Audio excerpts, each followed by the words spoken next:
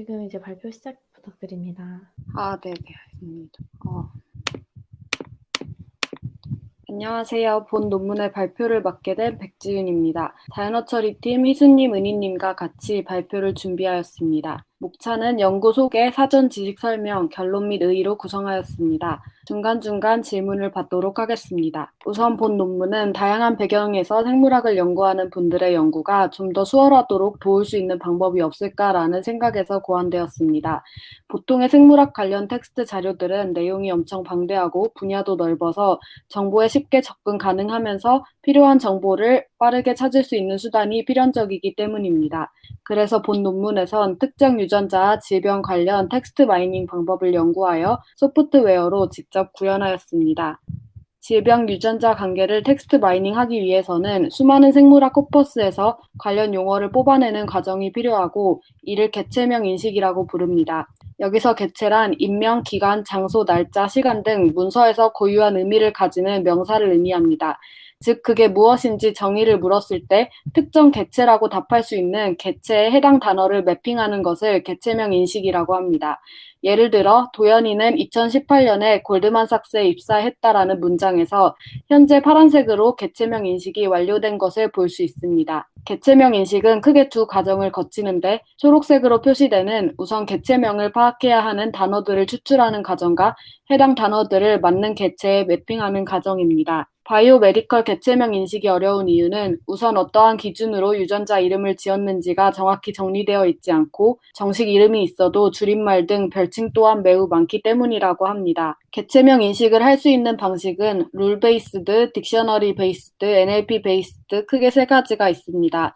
사전 기반은 미리 구축된 용어 사전으로부터 개체명 인식을 하는 것이고 룰 베이스드는 규칙에 의해서 NLP는 어떠한 단어들을 개체명 인식해야 하는지를 NLP에서 주석 처리한 코퍼스를 통해서 학습하는 방식입니다.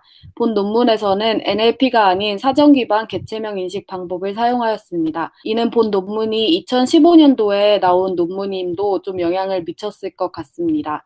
뒤에 계속 나오겠지만 본 논문에서는 텍스트 마이닝 소스를 최대한 광범위하게 설정해서 정보의 신뢰도와 품질을 높이는 데 초점을 맞췄기 때문에 개체명 인식을 해야 할 특수한 용어들이 매우 많았고 또 그러기에 미리 주석 처리된 일반화된 용어를 개체명 인식할 수 있는 NLP 방식보다는 사전 기반 방식을 사용한 것이 아닐까 하는 생각도 들고 아무래도 2015년에 나왔다 보니까 이때 당시에는 이제 딥러닝으로 개체명 인식을 하는 품질이 그렇게 많이 좋지 않았을 수도 있겠다는 생각도 들었습니다.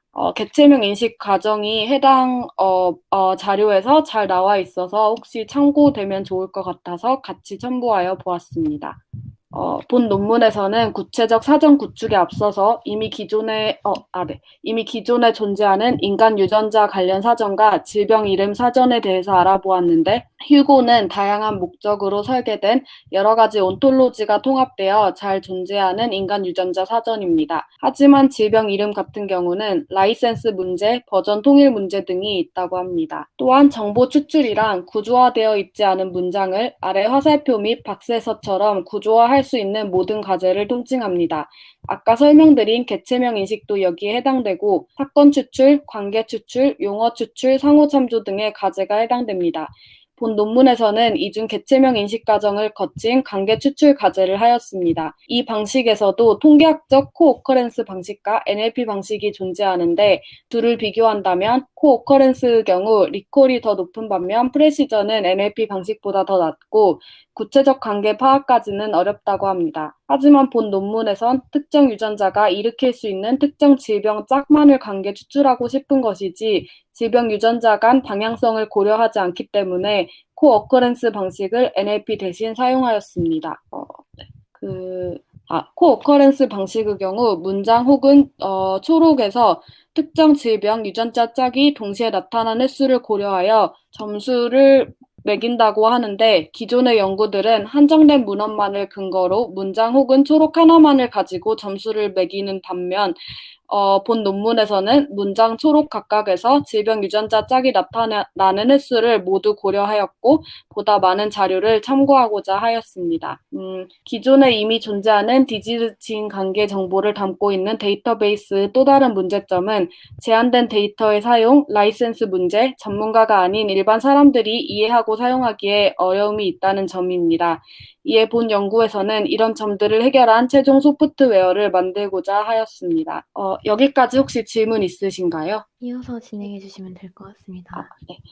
우선 인간 유전자 및 단백질 이름의 경우 본 사진에서 보이는 것처럼 다양한 유전자와 단백질 관계가 나와 있는 스트링 데이터베이스에서 가져왔습니다. 인간 유전자의 경우 앞에 H를 붙여서 구분하였습니다. 질병 이름의 경우 본 사진에서 보이는 것처럼 다양한 질병끼리의 포함 관계가 나와 있는 디지즈 온톨로지 이 연구에서 개발한 디지즈 온톨로지 내 모든 질병 및 그 동의어 이름을 추출하였습니다. 추출 후 점검 결과 일부 인간 유전자 이름이 질병 이름의 동의어에 해당하는 경우가 있었습니다. 예를 들어 BRCA1은 인간 유전자 이름인 동시에 Hereditary Breast Cancer를 의미하였습니다. 해당 경우 질병 이름에서 제외시켰습니다. 또한 리콜을 높이기 위해 질병 이름의 다양한 별칭까지 고려하였고 괄호가 쳐진 단어 등은 사전에서 삭제하였습니다. 다음으로 구축된 사전에 나온 이름과 텍스트 내 문자열이 일치하는지를 빠르게 확인하여 NER 객체명 인식의 Namely Recognition 과정을 수행할 수 있는 태깅 알고리즘을 사용하였습니다. 해당 알고리즘은 C++로 짜여져 있으며 사전에 나온 질병 이름과 가장 길게 매칭되는 텍스트 내 문자열을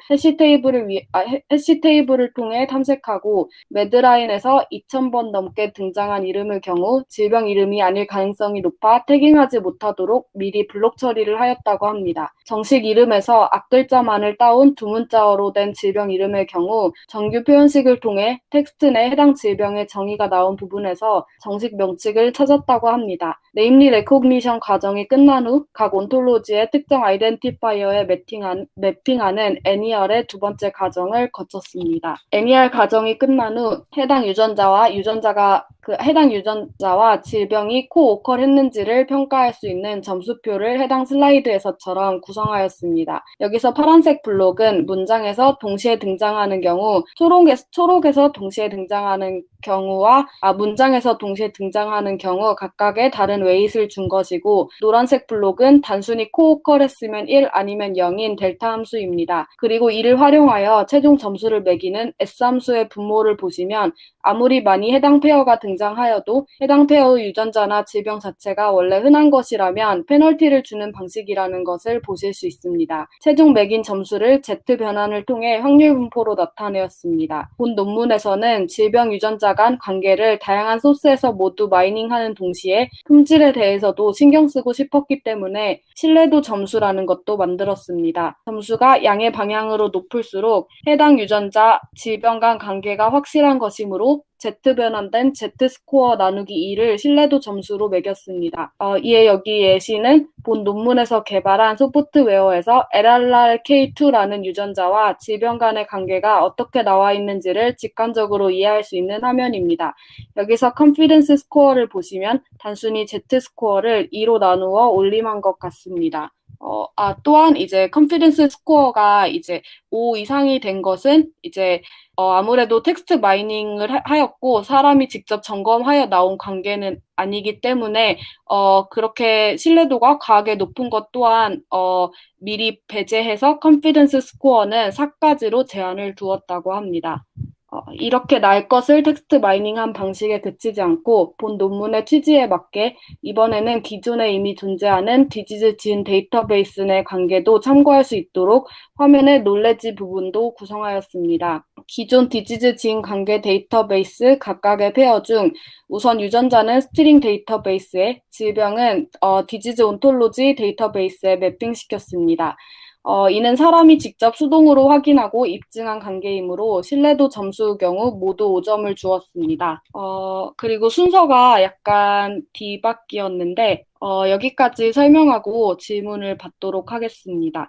화면의 익스페리먼트 부분을 구성하여서 다양한 유전자, 질병 간 관계 또한 포함하기 위해서 암 돌연변이 데이터 코스믹 등을 활용하였습니다. 우선 암 돌연변이 관련 데이터베이스 코스믹의 사이트 프리메리 히스톨로지 섹션에 나와 있는 유전자 명칭을 스트링에 매핑시켰고 디지즈 온톨로지의 organ system cancer, cell type cancer 섹션에 나와 있는 질병들과 해당 유전자의 관계를 수동으로 분석하여서 저도 생물학을 잘 몰라서 잘 모르는데 소매틱 미센스나 논센스 뮤테이션이라는 것을 발생시키는 샘플 수를 세워주었습니다.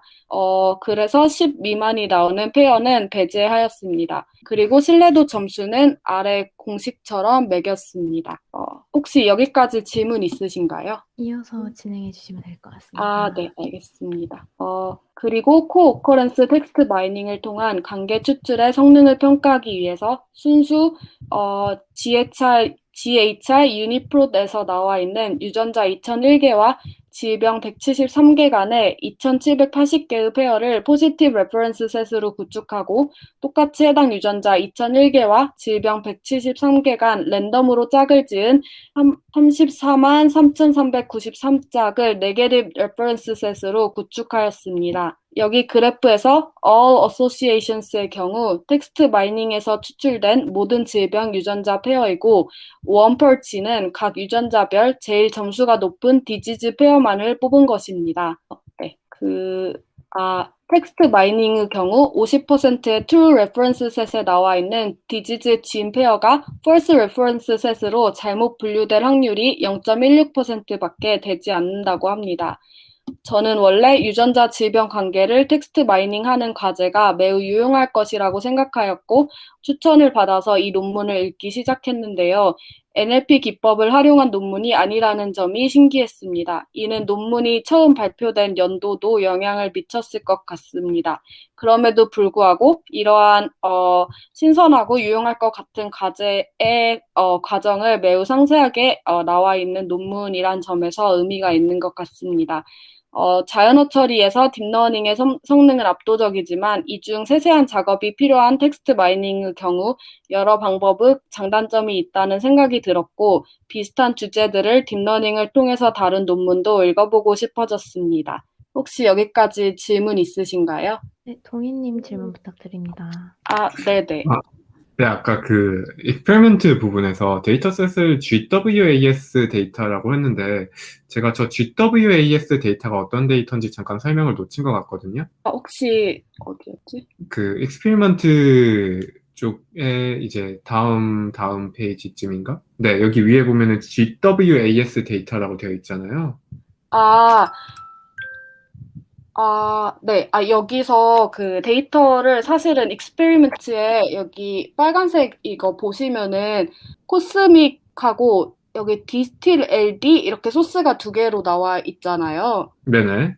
근데 거기서 GWAS 데이터셋이 아마 이거 두 번째 거 디스틸 LD 이 부분이랑 관련이 있는 것 같아요. 근데 이게 되게 논문에서 적게 기재가 되어 있었는데 사실 디스틸 LD 이거는 막 LD 블록 어쩌고저쩌고 설명이 나와 있는데 제가 그 부분은 잘 이해가 안 가가지고 일단 이런 식으로 익스페리먼트도 추가했다 이 정도만 이해하느라 여기에 넣지는 못했습니다. 하지만 본 논문에는 나와 있어가지고 이 디스틸 LD 데이터셋 이거를 아마 찾아보시면 좋을 것 같습니다. 그러면 이제 디스틸LD와 코스믹 저 두 가지 소스에 있는 데이터셋은 오픈 도메인 데이터셋인 건가요? 그거는 논문에서 거기까지 나와 있진 않았던 것 같습니다.